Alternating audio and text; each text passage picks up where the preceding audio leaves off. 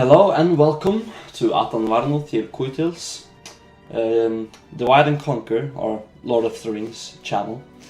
This is the very first video ever on this channel, and today we are going to start the Gondorian Master Campaign. This basically means that I'm going to play through the Gondor campaign, and I, as an experienced Gondorian player with over 400 hours on the Gondorian campaign, are going to learn you a lot about how to approach the Gondorian campaign.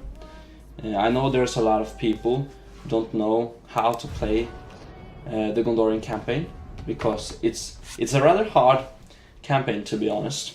You got a lot of enemies. So today I'm going to break through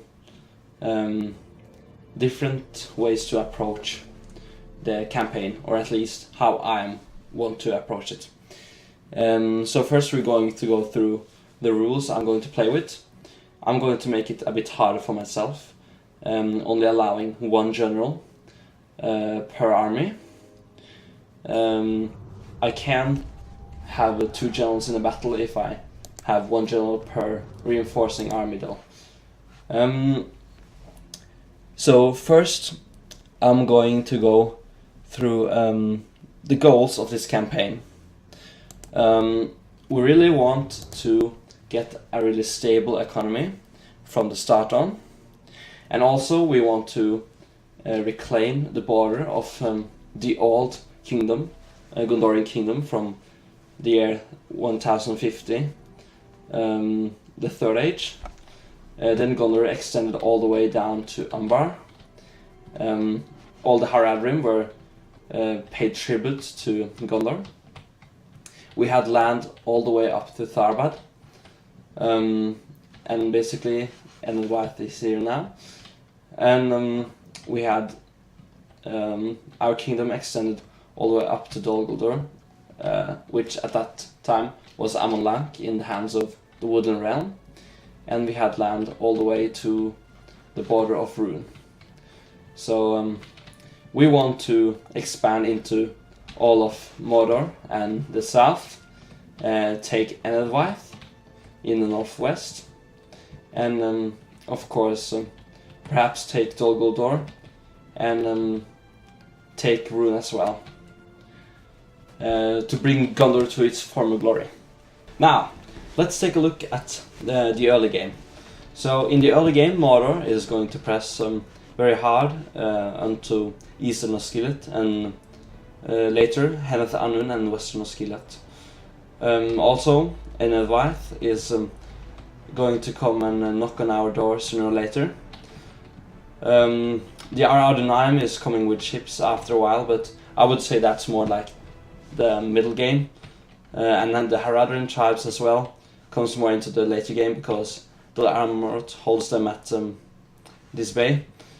And the Varaks of Count, they come pretty early too, so we can expect them in about 20 turns. So basically what you want to worry about in the start is Mordor, Enhancement, and the Varaks of Khand. They are going to be your main priorities in the early game. Yes.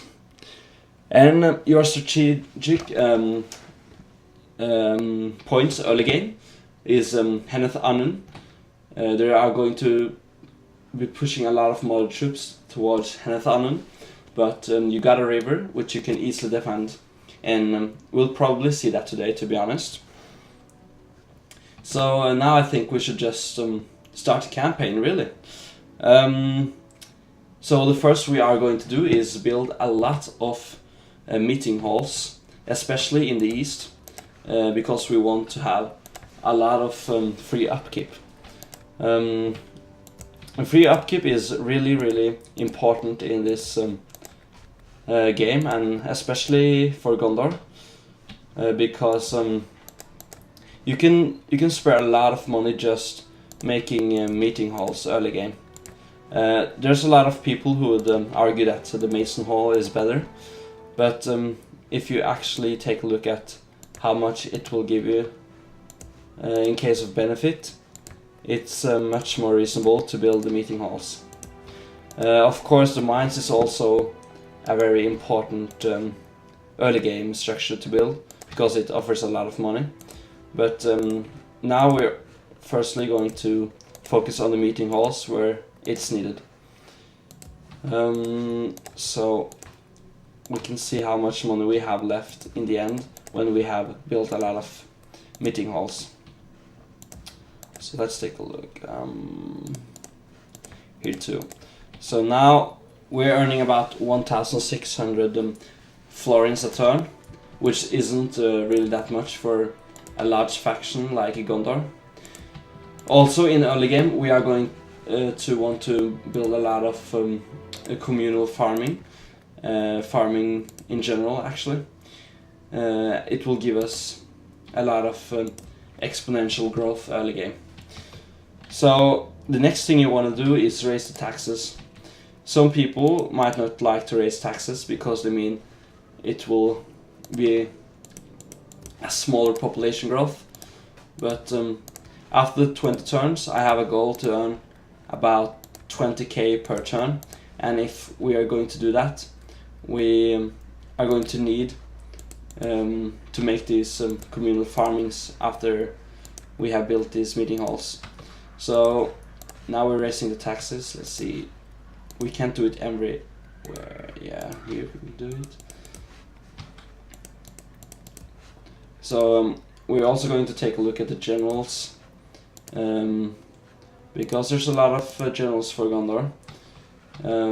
There's a lot of variety, and they have many uses. So we don't want stagnation growth either, so we're going to take high tax rate. High tax rate. Okay, so now that's done. So already we're going to make 700 more a turn, which is really good. And now we're going to do the last thing before we start a new turn. We are going to start moving troops into the forts. So this general we're going to move over here, because getting that free upkeep is really important. Let's look. Yeah, we have 2 more spots here, so you're going to move these 2 up here, this general over here, move this down here and this one up here. Now we can move over to Minas Tirith, and we can move these 2 generals, General and Gondor Militia, over here. Yeah, it's okay with the yellow face, you know. The people aren't too mad about us. These 2 we can move over. Okay, now we need to lower the tax rate here, and we want to move over 3. I actually want the Lebanon Marines over to the east frontier, so we're going to move these 2 over to this fort. At Brethil we want to move Turlin over here, and at Tarnos, this is a very special general. He's the only really good cavalry unit you have, except for the Pinathgalin cavalry, of course. So we are going to need Eorthon at the western border, because the Enedwaith is very susceptible to cavalry. So we want to send him over there. A really powerful general indeed. Derwerin gives us a lot of different traits, which is really good for the growth in Ethring. So we want to move the Gondor Militia over to a fort about here. We actually have a general up here which got the Blackroot Whale Archers, a strong arch unit, but we don't want to move him yet, just because it will cause us to get less money in the early game, and in the early game we just want to make sure we get as much money as possible. So Angbor we are going to move onto the western front as well. Now we must take down the tax rate. Yeah, it's normal. Right, these 2 generals we're going to move onto the fort, and here as well. Let's take it to normal. And here we got the other cavalry general. Let's take a look at him. This is Hirlin of Pinatkelling, really strong cavalry general as well. I think we're going to send him to this fort over here. So let's look. Yeah, we got one more space, and that's for Angbor. At Anulon, we want to move. Yeah, I'm not sure if I don't believe that rebel armies can attack us before turn 20. It's then that they become active, take active part of the game. But I don't want to risk it, so I'm just gonna keep the Gondor militia in here, just in case. So now I think we have done everything we need to do. We can move this spy over just to have a look at Mordor. And I actually think, yeah, I think that's all for this turn.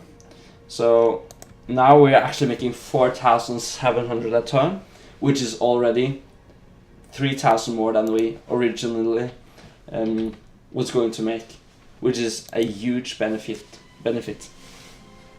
Also, you must excuse me for my English. It's not really that perfect, but you know, I'm trying my best. And I hope that it's the value in the game that will give you some worth. So also in the comment section you can give me tips and feedback, criticism, everything. I just want to hear it, how I can become better and what you like about this episode. So yes. We got a mission now, take Osterthil. We're not going to do that just yet. We're not going to be so heavily aggressive in the early game. We just want to make our stable economy. Okay, so we're making 5,000 turn, which is really good. So now I think we're going to, let's see, yeah, we can actually build some mines in, no, we're not going to build the mines in Tarnos. The best mines for Gondor is in Ethring, which offers 550 in Ethring, and in Calnhad the same type of mine, 550. So we're going to build this. Got 2,500 extra, and the Fiefdom Barracks is a really good building for those who want to play aggressive. I'm going to build it soon, but actually I want to build the communal farming first in Minas Tirith. Yeah. And this we can move over here. Oh, there's actually lack of one. Okay, so we can send this guy up to Minas Tirith, this guy up to this fort. So in one turn all these meeting halls is going to finish, and then we can really start moving more armies. Oh, this guy we forgot. Onto then we can start moving more people into the cities and fortresses. So I think we don't really need to do, yeah, we can move this guy over here. Yeah, we don't have a lot of money to spend. Over there. We'll send Eorthon also to this western frontier. Angbor is now in the fort. Hirlin is, yeah, he's almost in the fort. We're going to wait with the Duin here, but we're going to send him to the western front sooner or later, I think. Okay, so this turn we're going to get a lot of free upkeep. So let's see, we're making 6,200 now, which is even better than the previous turn, I believe. Okay, I don't remember actually, but you remember the very first turn we started with 1,700 and we already expanded quite much. But it is this turn we're going to see the huge result from our economic building, because we get all the free upkeep.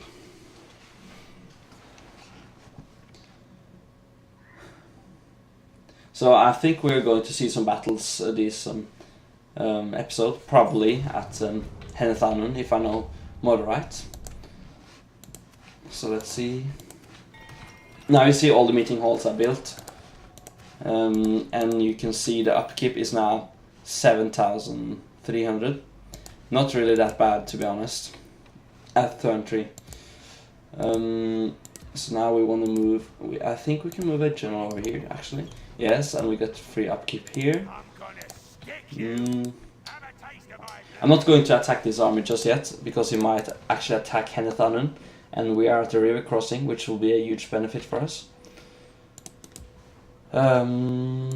So now we actually want to start building more stuff. Here we got one free upkeep now, I believe, yes. So now we just want to move some troops. We can move Hanin over here. Let's just take a look at every city. Yeah, Yarthon is still on his way to the western front. Then Hurlin is in the fort now. Okay, so now we want to start building as much communal farming as possible, or chicken farming for that reason. But communal farming offers more of a long-term benefit than the chicken farming. Or actually they're pretty equal, but so it doesn't really matter, but the communal farming is a bit cheaper. So we're going to focus on that early. Okay, so let's take a look. We can start Pelargir, a huge city. And land clearance is basically the first stage of the communal farming, so we want to build that as well. We're just going to build it all over the place, actually. Or in fact, we want to build the mines in Ethering first, because they give us a very huge benefit, like this. So now let's take a look. We can build, yeah, land clearance. Now we have not much money left, but we're going to earn 7,800 for the next turn, which is really good. Alright, let's take the next turn. So a lot of people might not find this campaign very enjoyable if you're like a more casual gamer. This is more for those who are very interested in making a very professional approach to the game, which is a quite different way to play the game than, for example, Arakir Galadurtun plays. He plays for fun, and it's very enjoyable to watch. I also suggest you check out his channel. I have a link to his channel in my description. But I guess all of you who are watching now already know him. So we see that Mordor has taken Eastern Osgiliath, and they have a huge garrison there. They have, yeah, it looks like they actually took some few casualties. Yeah, so now I think they're going to attack Heneth Anun or Western Osgiliath soon. Let's see, we can move actually one more unit over here. We'll need it. So I think we are going... Yeah, we don't get free upkeep on the archers because we don't have a practice range at Western Osgiliath. So we want to move a territorial guardsman over here. A unit of territorial guardsmen. And the Gondor militia will move up here. Or actually, we'll take the archer militia from here. Alright, so I'm going to move the Lebanon Marines and Boromir up to this fort, simply because we'll have access to all these cities, and Boromir is a really good, has a really good bodyguard, the Wardens of the White Tower, and we want to use him on the eastern frontier. So now we're going to build communal farming in Pelargir. Let's see where we can build stuff. So mines give a very short time benefit, but the farms give a very long-term benefit. That's why we're building a lot of them. So I think we can move the governor over here and get free upkeep, yes. Let's see, Eorthon is soon at the western frontier now. Okay, so we spent all of our money again. We're making, yeah, 7,000 a turn. Not bad. I think Mordor is going to attack us this turn. They might. But I hope to see some battles this episode, at least one. So it looks like, yeah, they're attacking Henethanun, maybe Western Osgiliath too, but no, at Western Skillet they're actually just standing on the bridge. But now, yeah, you see Gothmog is trying to hide in the woods. But we have a spy there, which is beneficial. So the general who attacked Hennethanen is actually pretty stupid, because we're going to attack him from 2 different angles. So this is going to really play into our hands. So Isgard and Rohan are at war. Yeah, they're attacking here. So, okay, this is a really shitty army. Gothmog is not far behind though, and Lungash might come knock on our door sooner or later. Yeah, and it's a really strong army that's positioned on the western, close to Western Skillet, but we have 2 units here. Yeah, we have a lot of people who can aid in the need of Western Skillet, so it doesn't really matter. Here too. Okay, so, but now we actually want to attack Captain Lugsag, just get rid of him. First we're going to build some stuff though. We can build communal farming over here. We might not want to do it in Western Skillet because it might just be attacked and then the building will be delayed. So let's just take a look at where we can build stuff. Then let's say Sørland and Anjuland. We still have 2,600. We might as well just spend it on Western Skillet. Yeah. Alright, so now we are going to attack, or actually we can wait with this building and build it in Hennethanen. So now we're going to attack Captain Lugsag. It's a really shitty army. This army, to be honest, would be enough, I believe. But we're just going to be on the safe side and take as few casualties as possible. So let's take Captain Lugsag. So yeah, it's they got a lot of Moran God, which is honestly not a very bad unit. It is one of Mordor's better units. The Scouts is it's a really spam unit. It has a lot of arrows, but it doesn't really give any damage to the enemy. So we're simply going to hold the river crossing here and use our archers. Now Farmir and his Ithilien Rangers are going to come in from the behind. Okay, so now let's position these a little bit better.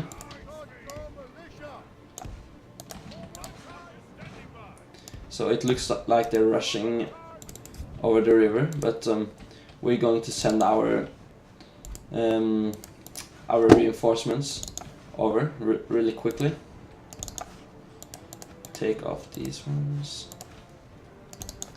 Okay, so it looks like they're turning, but I believe since the AI is stupid, when we start sending arrows at them, they're going to start running over the river again. The AI in this game is really stupid, and you can really favor from it a lot of times. So we're just going to speed it times 6 and just let the rangers come into range. So let's start hitting the Moran God. So you see, as soon as we started hitting them, they started running towards the river, and we're just going to follow. So they're probably going to rush over the river now. Okay, the Orc Scouts may be firing. Just want to lay some pressure on them. Actually attack them with this unit. Yeah, they're really taking some hits. Yeah, they're starting to run over. We're just going to follow them. So you see, this is a tactic it's pretty cheeky, but you know, it gets the enemy killed fast, so it works.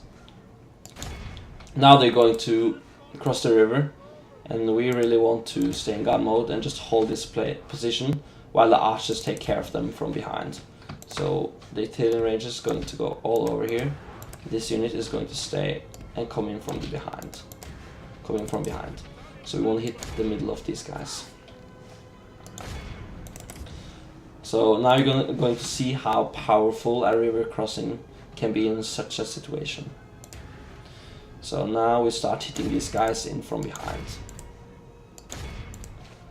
And yeah. So 9%, just look at this, it's going to drop very quickly. The battle is very much in our favor. Victory will be ours. Going to flank with our bodyguard, which is a really strong spear unit. You can really utilize them if you play them the correct way. Okay, let's just start crossing the river with these men.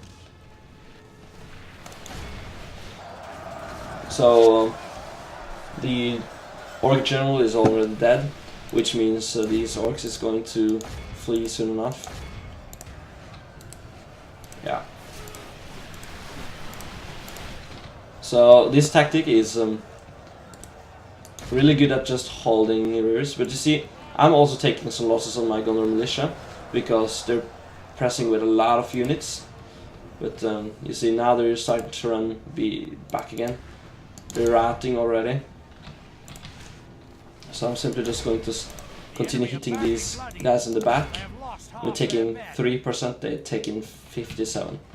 So now our Gondor militia is just going to take care of the routing units while we just pepper the remaining units in the back. We can just speed up the process, I think. Okay, so now we actually want, yeah, it's just one unit left. Okay, then it's over. Let's stop the arrow fire so we don't get any friendly fire. And let's just block up this river. So we just make sure we get every unit. Hold fire. So now they're all going to die. Yeah. This unit is not going to return to the battlefield either, because it's less than 30 men. You never want to let more than 30 people in a unit get away after the battle, because then you might they might return later in another battle. So we only lost 46 men and they lost 913, which is it isn't that bad actually. It's pretty good, and that way we are really taking down their numbers while not really losing anything. So it's a pretty powerful strategy. Now what I'm hoping is that Gothmog is going to attack us, because he got a really he's got a pretty strong army, to be honest, and his bodyguard is really strong too. So I'm actually hoping he is going to attack the next turn. We're going to move Kalamir back to Kyrandros, retrain this unit. Actually we have space for, no we don't. We might have, no. Alright. So that's not bad, that's our first battle. Now let's take the next one. Actually we were going to build the communal farming over here, land clearance.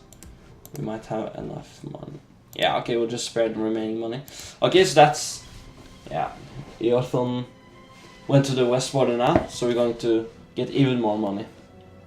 So this turn I think we're going to get a lot of more money. Gothmog is already attacking us, which is very great. This is not so good that they're already attacking Western Skillet, because we're going to need a lot of reinforcements over there. But this means if we win these two battles, we are easily going to take Eastern Skillet from Mordor, which isn't that bad. Alright, so let's take a look now.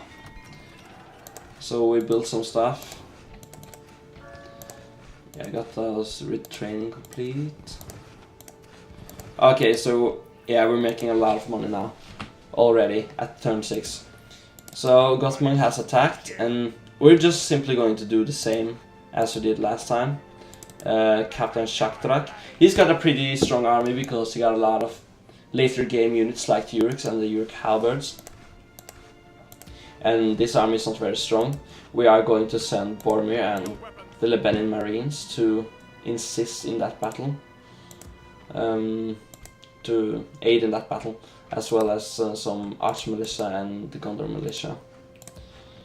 Yeah. So I believe we'll send off Gothmog first. So let's use. I don't know. We could actually use. No, we're going to need these at Westernmost Skillet. So we're going to use this army now. We want to. Yeah, we want to use the same army as last time to attack. But we need it like this. Okay, now we're attacking.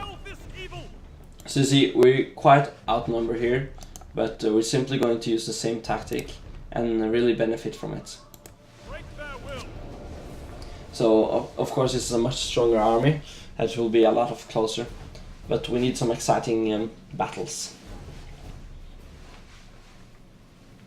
So we'll see what the enemy is going to do. I think they're about to move to the same spot, you see, already. So if we just start hitting their archers, they'll simply run over to this place again, to the river crossing.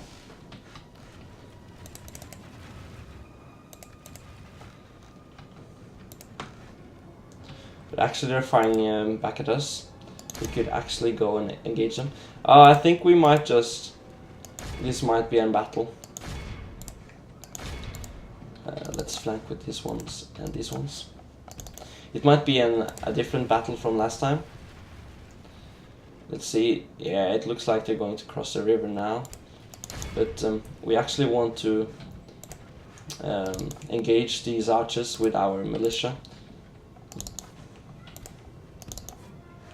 Okay, it looks like they're not taking the bait this time. We might get a harder time this time. Might be a different battle.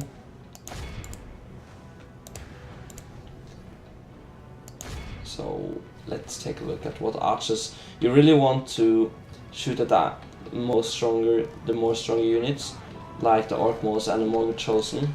So you're going to hit the Morgan Chosen in the back. But it looks like these guys are coming for our ranges, so we're going to hit them from the flanks. But it looks like the rest of the units are not taking the bait, but they were smarter than I thought they were going to be honest. The AI is usually not that smart. These units we're going to need over here. So this Gondor militia might be a sacrifice unit, to be honest. So let's send these guys over here now. Because we want to hit the stronger units in the back. The Orkmoors, for example, really strong unit.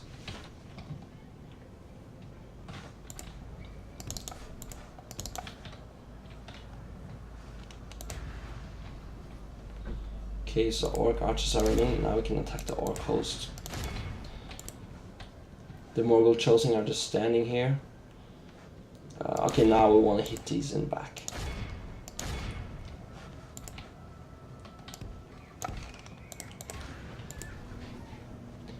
So it looks like our militia isn't doing too bad.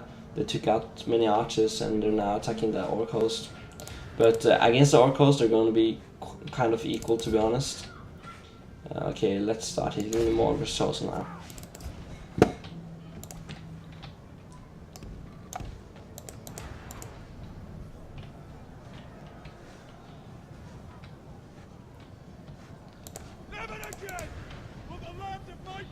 We want to get a perfect angle at these guys. So let's start, let's start hitting the Morgul Chosen now. It looks actually like the Orc scouts are hitting our ranges, which is not that good. But you see their arrows isn't really piercing a lot of them.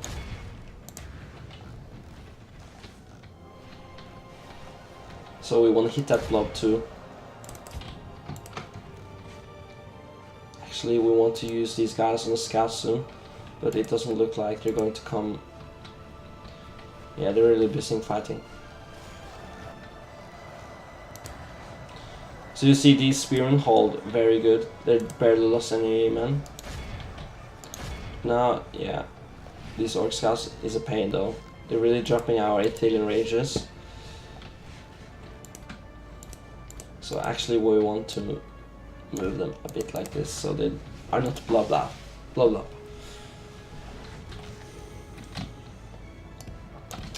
Perhaps move farmer a bit closer to. It actually looks like our militia is losing towards these.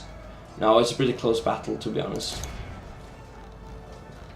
If we support them with some Italian rages, we would probably win, but it's more beneficial to shoot these guys. You see the Morgul Trolls are now using some push tactics. We still have just lost like 3 or 4 men in their general bodyguard. And we're really hitting them good from the ranges. The ranges are really, really good.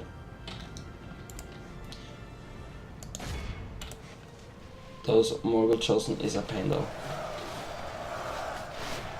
And also I believe the Orc Maulers should get some kills here.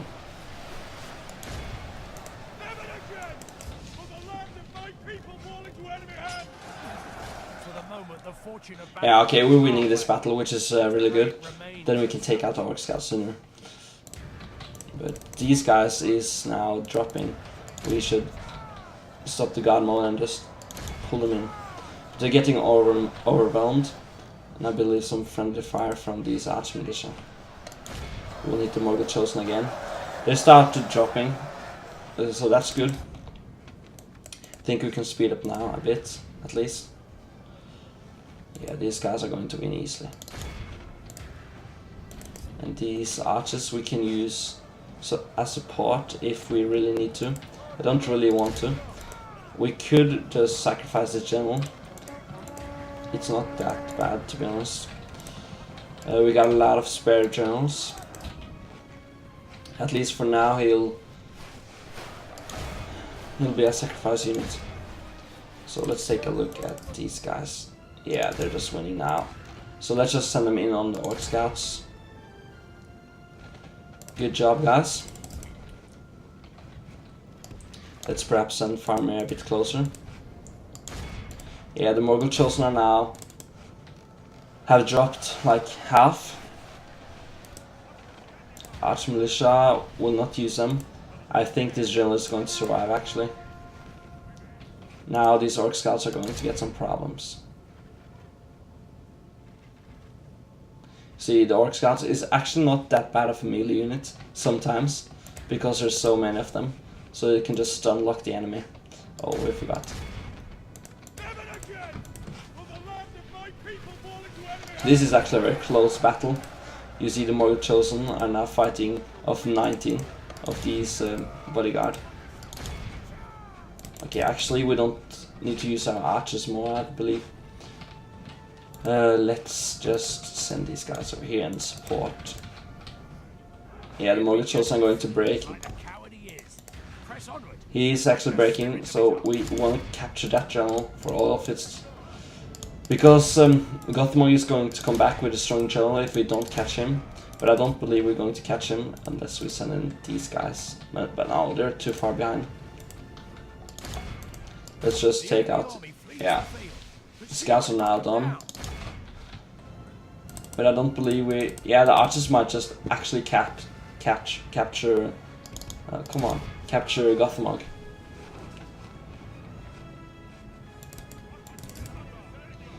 I think he's going to slip by. That's really unfortunate. You see, Coward is running there. That's not really good, but you know, we took out the army. That's what counts. That's what matters. Alright. So we lost 286 men and we took out 1,661, which is not that bad. It's a really good. It's a good start on this campaign. So now let's take a look. The battle for West Osgiliath is going to be really important, and will probably allow us to be more aggressive towards Mordor.